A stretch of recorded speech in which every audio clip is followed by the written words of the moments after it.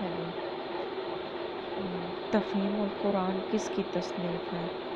مولانا ابو العمودودی مودودی بھی کہتے ہیں، مودودوی بھی کہتے ہیں، مولانا ابو العمودودی تفہیم القرآن تصنیف ہے۔ اچھا، اللہ سبحانہ و تعالیٰ کا ذاتی نام کون سا ہے؟ اللہ ویسے کہتے ہیں جمعے والے دن بھی 1000 دفعہ پڑھیں تو اول آخر درود شریف پڑھ کے اللہ اللہ پڑھتے رہیں 1000 دفعہ، تو اس کے بعد جو دعا مانگیں وہ قبول ہوتی ہے۔ حضرت عمر کون سی سورت سے متاثر ہو کر مسلمان ہوئے؟ سورت طٰہٰ۔ اچھا،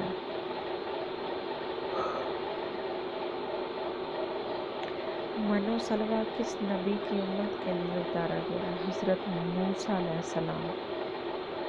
ہجری کیلنڈر کب شروع ہوا؟ 16 ہجری کو شروع ہوا۔ ام المومنین حضرت ام حبیبہ کس کی بیٹی تھی؟ حضرت ابو سفیان کی بیٹی تھی۔ حضرت ابو سفیان۔ ام حبیبہ حضرت ابو سفیان کی بیٹی تھی۔ اور غزوہ احد میں کس کی شہادت کے بعد حضرت علی نے علم اٹھایا؟ حضرت مصعب بن عمیر۔ اردو ادب کا ایک شاہکار افسانہ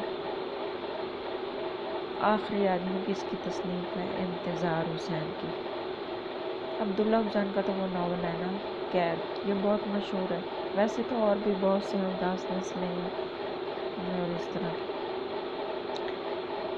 اردو ادب کا ایک شاہکار افسانہ آخری آدمی کس کی تصنیف ہے؟ انتظار حسین۔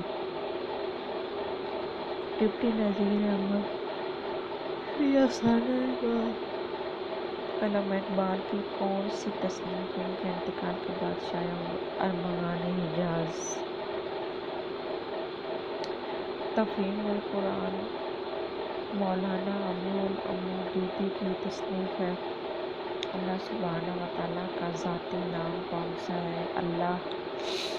حضرت عمر کون سی سورت سے متاثر ہو کر مسلمان ہوئے؟ سورت طٰہٰ سے متاثر ہوئے تھے۔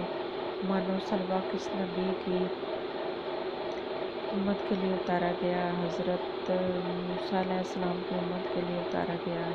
ہجری کیلنڈر 16 ہجری سے شروع ہوا۔ ام المومنین حضرت ام حبیبہ حضرت ابو سفیان کی بیٹی ہے۔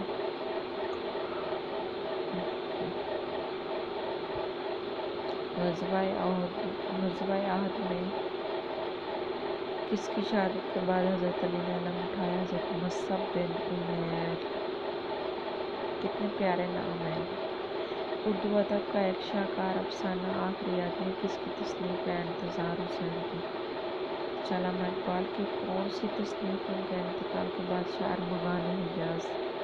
اس کا یہ فارسی میں بھی ہے، اردو میں بھی ہے، اس کا اردو میں بھی ترجمہ کیا گیا، فارسی میں بھی ہے۔